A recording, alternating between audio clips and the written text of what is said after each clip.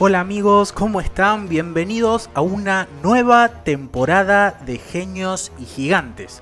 Y esta vez el viaje que vamos a emprender es distinto a todo lo que hicimos antes. Este podcast nos ha llevado ya por varios caminos. Primero presentamos el proyecto con un elenco variado y general de personajes. Luego nos sumergimos en las sombras de la historia y conocimos a los villanos que la cambiaron con sangre y poder.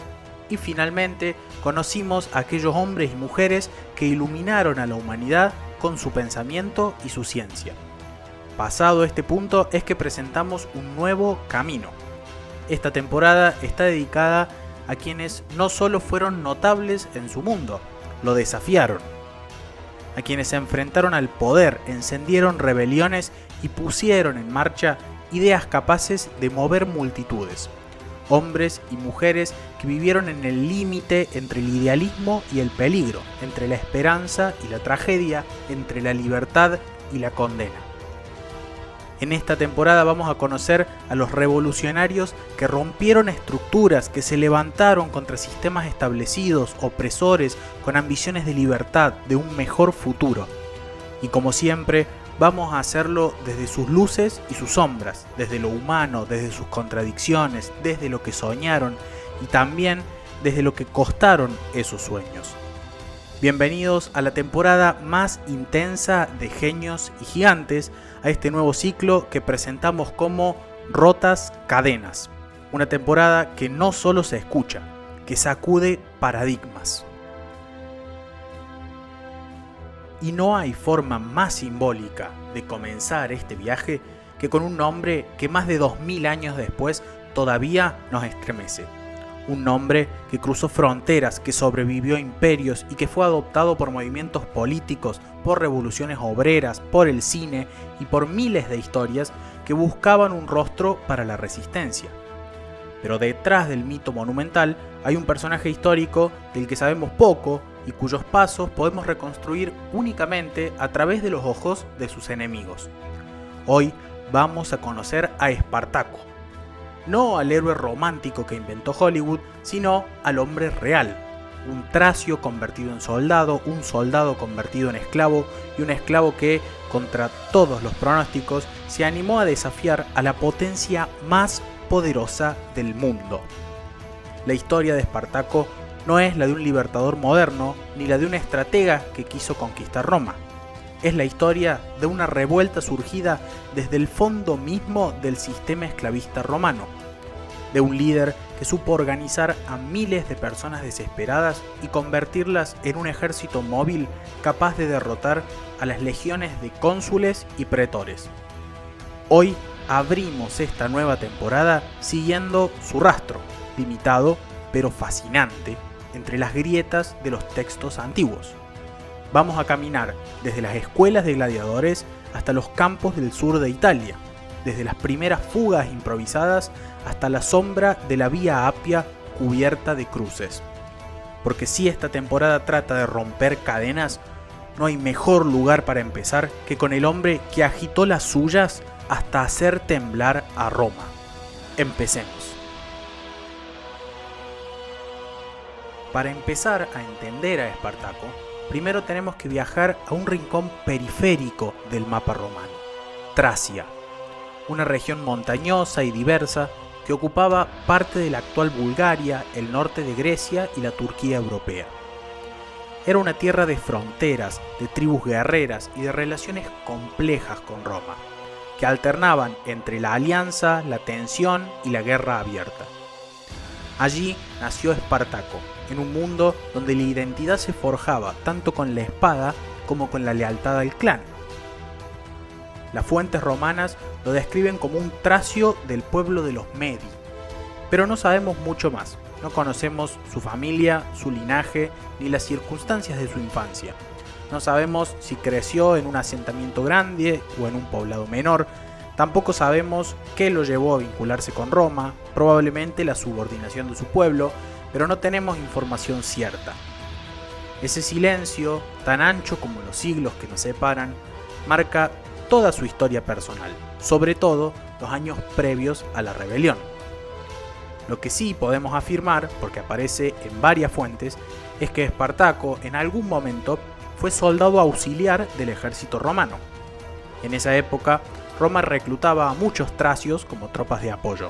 Eran apreciados por su habilidad con las armas, su conocimiento de terrenos escarpados y su reputación de guerreros feroces. Integrar un cuerpo auxiliar significaba convivir con las legiones, aprender sus tácticas, su disciplina y su estructura militar. Y ese dato es importante porque décadas después, en plena revuelta, Espartaco demostrará una comprensión profunda del funcionamiento del ejército romano, algo que no podría haber aprendido siendo solo un campesino o un esclavo. En algún momento, sin embargo, su destino cambió de rumbo.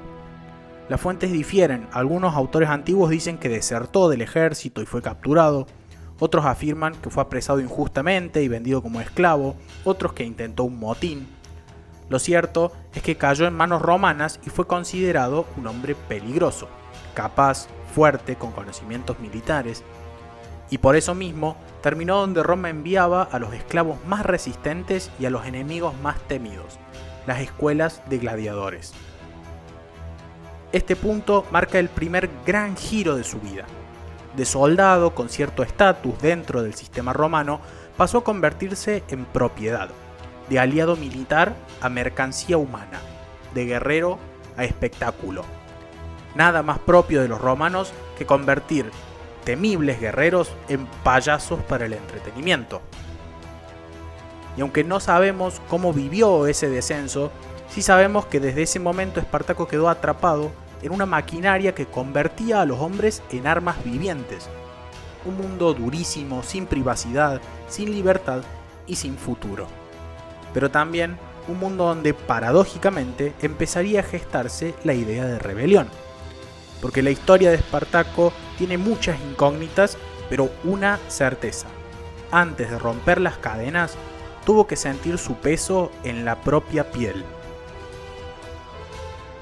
Tras su captura, Espartaco fue enviado a uno de los lugares más temidos del Mediterráneo romano, la escuela de gladiadores de Lentulio Batiato, en la ciudad de Capua. Quizás vendido en ese mismo puerto o en alguno cercano. Para Roma, Capua era un centro de entrenamiento clave, una especie de fábrica donde se moldeaban cuerpos y voluntades para el entretenimiento masivo. Allí se mezclaban criminales, prisioneros de guerra, deudores y, como en el caso de Espartaco, personas consideradas peligrosas para el orden público. Ser gladiador no era un honor, era una sentencia. Los gladiadores eran considerados infames. El combate en la arena, al menos en esas épocas, no era la gloria heroica que más tarde pintaría Hollywood, sino una forma de violencia organizada, un espectáculo que Roma utilizaba para entretener a las masas y para recordarles su dominio sobre la vida y la muerte de los más vulnerables. La mayoría de los gladiadores no moría en combate, los números estiman una tasa de mortalidad aproximada del 10% de los gladiadores, pero vivían bajo condiciones durísimas, entrenamiento extenuante, disciplina casi militar, castigos severos y una vida controlada hasta el mínimo detalle. A diferencia de un soldado, el gladiador no combatía por una causa ni por una patria, combatía porque no tenía opción. Los entrenadores, llamados doctores, habitualmente ex gladiadores, moldeaban a los hombres según sus habilidades. Hay indicios de que Espartaco fue entrenado como un gladiador pesado, quizás un murmillo o un secutor, dado su físico y su experiencia militar. Pero esto no está atestiguado directamente, es una inferencia basada en la práctica común de asignar a los prisioneros más fuertes ese tipo de roles. Las fuentes, sin embargo, guardan silencio sobre su estilo de combate exacto. Lo que sí sabemos es que Espartaco no estaba solo. En la escuela de Capua compartía el encierro con decenas de hombres provenientes de distintos rincones del mundo. Y en esa convivencia forzada donde la muerte y el dolor eran una presencia cotidiana, se formaron alianzas, complicidades y resentimientos que serían decisivos meses más tarde. Es importante entender el clima de la época. Roma estaba expandiéndose, las guerras generaban un flujo constante de esclavos y la economía agrícola dependía del trabajo forzado. En ese contexto, las escuelas de gladiadores se volvieron un símbolo extremo del sistema esclavista. Las condiciones internas podían ser explosivas, especialmente cuando las cadenas no eran solo físicas, sino también psicológicas. En Capua, Espartaco no era un héroe, tampoco era un ídolo deportivo ni el campeón de la arena. Era un hombre derrotado, reducido a mercancía, era literalmente una cosa en términos jurídicos, sin ningún tipo de derecho, obligado a entrenar para matar o morir ante un público que desconocía su nombre. Pero también era alguien con experiencia militar, inteligencia táctica y un carácter fuerte. Las fuentes no describen su personalidad en detalle, pero sí coinciden en una idea que aparece una y otra vez. Algo tenía que hacía que los demás lo siguieran. Ese algo empezaría a revelarse en el próximo momento clave. En el año 73 a.C., algo comenzó a moverse dentro de la escuela de gladiadores de Capua. No tenemos los detalles finos, ninguna fuente antigua relata la conspiración desde adentro, pero sí sabemos que un grupo de gladiadores comenzó a organizar una fuga. Debían ser alrededor de 70, un número pequeño si lo comparamos con lo que vendría después, pero enorme si pensamos en lo que significaba intentar escapar de un ludus, una institución diseñada para que nadie saliera vivo sin autorización.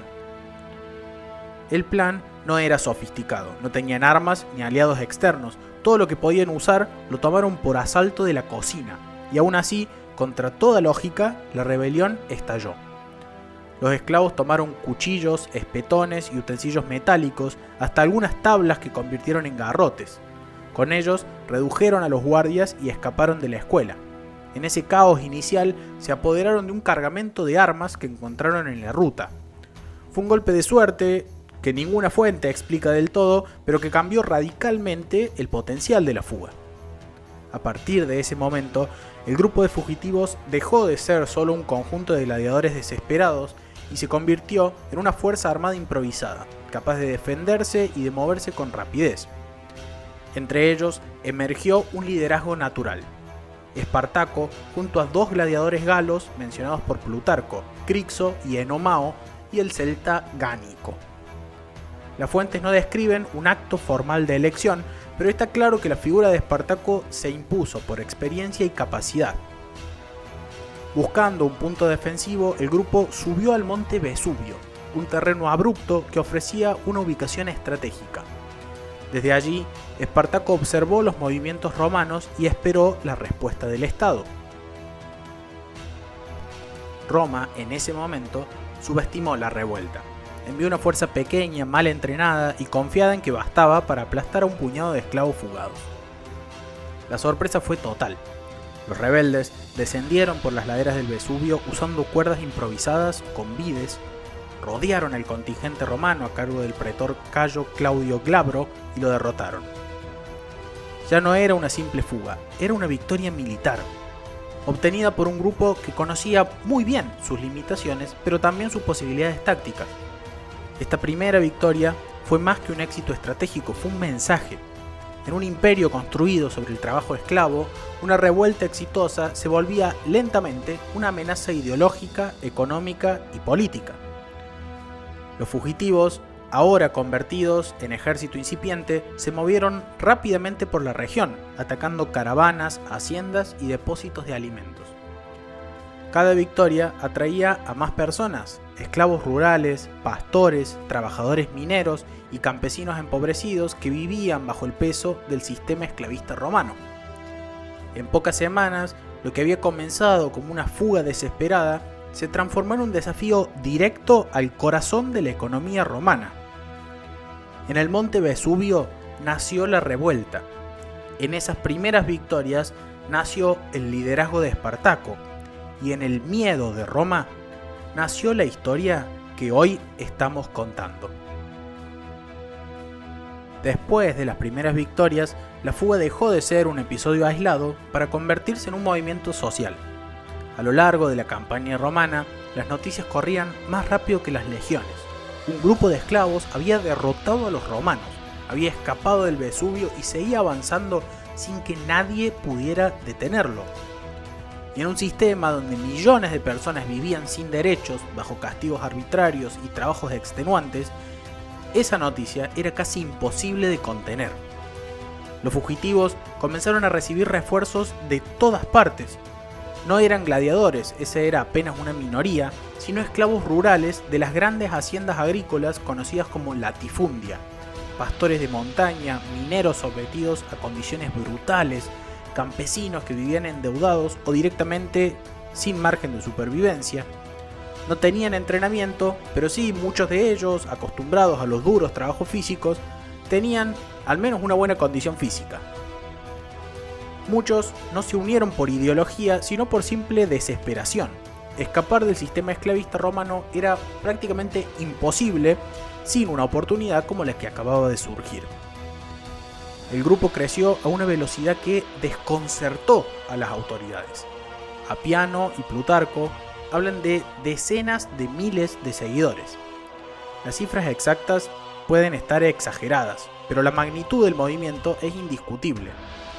Lo que alguna vez fue un contingente de 70 hombres, ahora se había transformado en algo que Roma no estaba preparada para enfrentar. Una multitud organizada que no respondía a ninguna estructura política conocida. Y en ese caos aparente, Espartaco logró algo notable. A pesar de tener un ejército formado por personas de distintos orígenes, lenguas y niveles de entrenamiento, consiguió imponer cierta disciplina y convertir la masa en una fuerza móvil y eficaz. Al enterarse de la mayor atención romana sobre ellos, comenzó a entrenar a aquellos nuevos reclutas capaces de pelear. No era un ejército profesional, pero sí un grupo capaz de planear emboscadas, elegir bien el terreno, moverse con rapidez y aprovechar la falta de coordinación romana. Lo que unía a ese ejército era una idea sencilla y poderosa: la posibilidad real de vivir sin cadenas. El campamento se movía como un éxodo, con miles de mujeres, niños y cargando a cuestas todas las pocas posesiones que tenían. No había un manifiesto ni un programa político, eso sería una lectura moderna, pero sí una causa común: alejarse de Roma y recuperar la libertad perdida. Esa idea, que en circunstancias normales hubiera parecido un sueño imposible, se volvió repentinamente tangible. Las fuentes coinciden en que el liderazgo de Espartaco fue central para mantener unido al grupo. No sabemos cómo hablaba ni cómo motivaba a sus seguidores, ni qué tipo de presencia ejercía frente a sus oficiales. Pero las victorias que acumuló indican que su autoridad se basaba en algo más profundo que el miedo o la fuerza. Tenía la capacidad de leer el terreno, anticipar movimientos romanos y tomar decisiones rápidas que salvaban vidas, y eso generaba lealtad. Mientras el ejército rebelde seguía creciendo, Roma comenzaba a sentir la presión. Lo que al principio parecía un disturbio menor, se había convertido en una amenaza que ponía en evidencia las fisuras del sistema esclavista y el exceso de confianza de la élite política. La revuelta ya no podía ignorarse y la figura de Espartaco empezaba lentamente a convertirse en un símbolo. A medida que el ejército rebelde crecía, también crecían las preocupaciones del Senado. Lo que había empezado como una fuga aislada, ahora derrotaba una tras otra a las fuerzas enviadas para detenerla. Y es importante remarcar algo: Espartaco no solo venció guardias improvisados, venció a comandantes romanos formales, hombres con autoridad militar que subestimaron gravemente la amenaza. Poco después de la batalla del Vesubio, derrotó a otra fuerza comandada por Publio Variño, otro pretor, junto a los tribunos Furio y Cosinio. Según Apiano, Variño fue derrotado en varios enfrentamientos, perdió su caballo y escapó con vida de milagro. Con estas derrotas sucesivas, Espartaco se había impuesto ya a más de 2 ejércitos romanos, algo insólito para una fuerza formada por esclavos sin formación militar homogénea. Roma empezaba a comprender que la situación era mucho más grave de lo que imaginaba. Con el verano del 72 a.C., Espartaco tomó una decisión que aún hoy divide a los historiadores.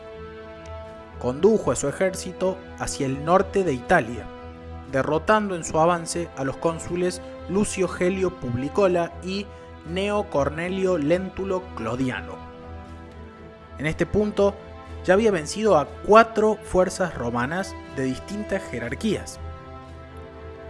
Las fuentes hablan, en este camino hacia el norte, de la primera gran división entre los rebeldes. Las fuerzas, bajo la dirección de Crixo, Enomao había muerto probablemente durante los saqueos posteriores a la batalla del Vesubio, no compartieron la decisión de huir al norte y pretendían, con la moral alta de tantas victorias, avanzar sobre Roma y saquearla. Algo que nadie había logrado en los últimos 300 años y, spoiler alert, que nadie más lograría en los próximos 500. El cónsul Gelio intentó sorprender al contingente al mando del Galo y lo enfrentó ya separado del cuerpo principal. Crixo cayó en combate junto con todo su ejército en la batalla del monte Gargano. Pero Espartaco respondió con una furia estratégica. Atacó a Gelio y a Lentulo por separado, derrotándolos a ambos y dejando a Roma en una posición embarazosa. Tras esto, llevó a cabo su venganza simbólica. Ejecutó a 300 prisioneros romanos, obligándolos a luchar como gladiadores a muerte, en sacrificio a su camarada caído. El camino hacia los Alpes estaba abierto. Y aquí surge una decisión de Espartaco que enciende las dudas históricas y que probablemente nunca podamos responder. Llegando a la región de la Galia Cisalpina, la última antes de los Alpes, y encadenando victoria tras victoria y con la vía libre hacia la libertad de sus miles de seguidores, el ejército rebelde dio media vuelta y retomó rumbo al sur. Las fuentes no lo explican, Plutarco y Apiano describen el movimiento, pero no los motivos, y las interpretaciones modernas oscilan entre dos posibilidades. La primera, que Espartaco quería realmente huir hacia el norte, pero la masa de seguidores, sin hogares a los que volver, sin tierra, sin posibilidad de reintegrarse y con la moral altísima, lo convenció de que no había futuro fuera de la lucha. Y la segunda, que Espartaco comprendió que Roma no permitiría que escaparan, incluso si cruzaban los Alpes, y que la única salida era continuar la guerra hasta quebrar la resistencia romana. Por la falta de fuentes internas, ninguna interpretación puede considerarse definitiva. No hay que olvidar que absolutamente todas las fuentes que tenemos sobre esta guerra son romanas, es decir, enemigas. Los esclavos fugitivos no escriben libros de historia, aunque este los protagoniza. Lo cierto es que, en lugar de continuar hacia la libertad, Espartaco volvió a girar hacia el sur. Fue un movimiento que desconcertó a Roma y que marcó el inicio de la fase final del conflicto. A partir de ese momento, la República dejó de subestimar la revuelta y confió su resolución a uno de los hombres más poderosos y más duros de su tiempo, Marco Licinio Craso. Marco Licinio Craso era uno de los hombres más ricos de la República y un político ambicioso que vio en esta guerra una posibilidad para aumentar su prestigio. Craso reorganizó el mando militar y aplicó una disciplina férrea a sus propias tropas ya desmoralizadas e indisciplinadas. Introdujo incluso la decimatio, el brutal castigo que consistía en ejecutar a un soldado cada 10 como forma de restaurar la obediencia, y lo aplicó contra las tropas que huían o eran derrotadas, lo que demuestra la seriedad con la que asumió su misión. Su objetivo era simple: encerrar a Espartaco y cortarle cualquier vía de escape. Mientras tanto, Espartaco avanzaba hacia el sur de Italia. Su intención, según Apiano, era cruzar el estrecho de Mesina y llevar a su ejército a Sicilia, donde esperaba reavivar viejas revueltas de esclavos. Para ello, negoció con los piratas cilicios, una fuerza naval que operaba con bastante libertad en el Mediterráneo oriental, y que solía vender sus servicios al mejor postor. La idea tenía lógica estratégica. Sicilia había sido escenario de 2 grandes rebeliones de esclavos en el siglo II a.C. Porque sí, hubo otras, más pequeñas y menos exitosas. La que estamos relatando ahora es recogida en los libros de historia como la Tercera Guerra Servil. Si Espartaco lograba desembarcar allí, Roma enfrentaría una guerra imposible de contener, y además la isla ofrecía recursos, refugio y tiempo para reorganizar a su ejército. Pero los piratas cilicios hicieron lo que solían hacer, traicionaron a ambos bandos, aceptaron el pago y desaparecieron. No llevaron a los rebeldes a Sicilia ni cumplieron con lo prometido. Los dejaron aislados en la punta de la bota de Italia. Este episodio es clave para entender el desenlace. Por primera vez, Espartaco se encontró sin margen estratégico, atrapado entre el mar y el avance de Craso. Craso entendió la situación y actuó con rapidez. Ordenó construir una obra de ingeniería monumental. Un muro y un foso de unos 55 kilómetros que atravesaba el istmo de Calabria de costa a costa. Su objetivo era encerrar al ejército rebelde al sur del muro, cortarle el acceso a alimentos, aislarlo de posibles refuerzos y desgastarlo hasta el punto de forzarlo a un combate desesperado. La construcción de esa línea defensiva, documentada por Plutarco, fue una demostración del poderío romano y de la seriedad con la que Craso encaró la campaña. Para los rebeldes significó el inicio del cerco. Durante semanas, el ejército de Espartaco quedó confinado en un territorio estrecho con recursos limitados y sometido a la presión constante de las legiones romanas. El líder tracio entendió que si no rompía el muro tarde o temprano, estaba perdido. Y entonces intentó lo imposible. En una noche de invierno, bajo la tormenta, Espartaco ordenó rellenar una parte del foso con tierra, ramas y cadáveres de animales, y forzó una ruptura en el muro. Fue una maniobra desesperada, pero funcionó. Logró atravesar las defensas romanas y escapar hacia el interior de Lucania. No fue una victoria limpia, perdió parte de su ejército, se desgastó su capacidad de maniobra y quedó sin un plan claro. Pero la fuga mostró, una vez más, que Espartaco tenía una intuición táctica extraordinaria. Desde ese momento, sin embargo, la guerra entró en su fase final. Los romanos apretaban el cerco y el ejército rebelde estaba dividido, hambriento y cansado. Espartaco intentó reencontrarse con Crixo, muerto meses antes, reuniendo simbólicamente a los galos y germanos que quedaban sueltos. Pero la balanza ya se inclinaba a favor de Craso. La traición de los piratas había sellado el destino de la revuelta. El muro de Craso lo había encarrilado hacia una última batalla, y Roma estaba lista para cerrar el capítulo con mano de hierro. Después de romper el muro de Craso y escapar hacia el norte, Espartaco sabía que ya no tenía margen. Su ejército estaba fragmentado, agotado y con una moral muy distinta a la de los primeros meses de la revuelta. Muchos querían seguir luchando, otros estaban listos para dispersarse, algunos buscaban sobrevivir como fuera.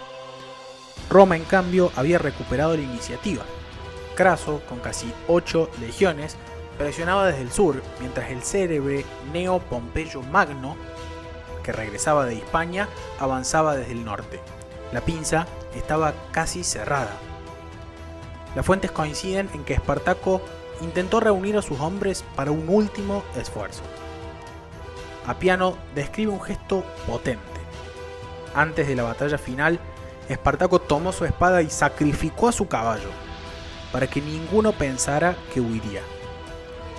Si venzo, habría dicho, encontraré muchos caballos, y si pierdo, no lo necesitaré.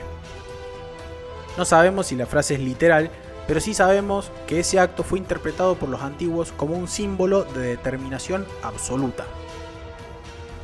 La batalla final ocurrió en algún punto de la Lucania, cerca del río Sele o del Silarius. Las fuentes no concuerdan en la localización exacta, lo cual no sorprende. Para Roma, la revuelta era una vergüenza que convenía clausurar, no rememorar. Lo que sí está claro es que Espartaco enfrentó un ejército romano mucho más disciplinado y numeroso que cualquier otro de la campaña. La lucha fue feroz. Plutarco describe un enfrentamiento directo, caótico, donde Espartaco avanzó buscando llegar hasta Craso él mismo. Esa imagen, el líder rebelde intentando derribar al general romano para cambiar el destino de la batalla, aparece con fuerza en la tradición antigua, aunque no sabemos si fue así de literal. Lo que sí está registrado es que el ejército de los esclavos fue finalmente sobrepasado por la superioridad numérica y organizativa de las legiones. Espartaco se encontró, por alguna circunstancia de batalla, completamente cercado. Sus escoltas, muertos o huyendo, lo dejaron solo. Y en ese momento, el líder tracio encontró la muerte en el filo del acero. Murió en combate. No hay discurso, no hay captura, no hay ejecución pública. Murió como vivió, luchando. Y en un detalle que agranda su figura, pero achica nuestras certezas, su cuerpo nunca fue encontrado. No aparece en ninguna lista, en ningún informe, en ningún relato posterior. Desapareció entre los miles de muertos que cubrieron el campo después de la batalla. Su ausencia física alimentó el mito. Un líder que desafió a Roma y que tras caer no dejó ni siquiera un cadáver para exhibir como trofeo. Quienes sí aparecieron y de manera brutalmente visible fueron los prisioneros capturados tras la derrota. Craso, decidido a enviar un mensaje final, ordenó crucificar a 6.000 de ellos a lo largo de la Vía Apia, el camino que unía Roma con Capua. Más de 200 kilómetros marcados por cuerpos clavados en madera. Era un recordatorio político, una advertencia a cualquier otro que imaginara desafiar el sistema esclavista romano. Ese fue el final de la revuelta. No hubo negociaciones, no hubo discursos, no hubo piedad. Roma cerró el capítulo con la fuerza que lo caracterizaba. Un camino que, si vemos el panorama amplio y recordamos lo que charlamos allá por el episodio 1 de este podcast, fue un clavo más en el ataúd del sistema republicano de Roma. Pero, aunque la revuelta terminó, el nombre de Espartaco no se apagó. La historia de Espartaco es, en el fondo, la historia de una pregunta que Roma nunca quiso hacerse. ¿Qué ocurre cuando quienes no tienen nada descubren que pueden cambiarlo todo? Su rebelión no fue una revolución en el sentido moderno, no tuvo un programa político ni un proyecto de Estado, y aún así sacudió los cimientos del sistema esclavista más poderoso de la antigüedad. Demostró que incluso la república que gobernaba el Mediterráneo podía temblar ante hombres que no poseían más que su decisión de ser libres. Espartaco no dejó escritos, no dejó un manifiesto, no dejó un heredero político. Lo que dejó fue algo más difícil de borrar, un ejemplo. Su nombre reaparece una y otra vez a lo largo de los siglos, recuperado por movimientos obreros, por revolucionarios, por artistas, por pensadores y por cualquier causa que busque un símbolo de resistencia. Su figura se transformó en metáfora universal de la lucha contra la opresión, un espejo donde cada época proyectó sus propias batallas. También inspiró ficciones, películas, novelas y discursos que muchas veces lo alejaron de la persona real. Pero en el corazón del personaje que imaginó la cultura, todavía late el hombre histórico, que rompió cadenas en Capua, que derrotó a pretores y cónsules, que desorientó al Senado, que se negó a aceptar el destino que Roma había escrito para él. En términos estrictos, la revuelta fracasó. En términos humanos, Espartaco se volvió inmortal. Porque hay figuras que cambian la historia con conquistas, otras con ideas y algunas, muy pocas, con un gesto de insubordinación tan inesperado que abre una grieta en los muros del poder. Espartaco pertenece a ese último grupo. No conquistó Roma, pero sí conquistó algo que trasciende cualquier ejército. La imaginación de quienes ven en él un recordatorio de que la libertad, incluso cuando parece imposible, siempre encuentra a alguien dispuesto a perseguirla. Gracias por acompañarme en este episodio de Genios y Gigantes y en esta nueva temporada de Rotas Cadenas, donde vamos a recorrer vidas marcadas por la rebeldía, el coraje y la voluntad de enfrentar sistemas enteros.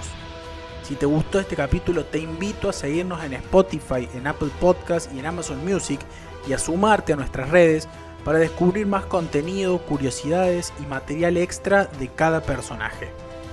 Nos reencontramos muy pronto con otra historia de quienes, contra todo pronóstico, se atrevieron a romper sus cadenas. Muchas gracias.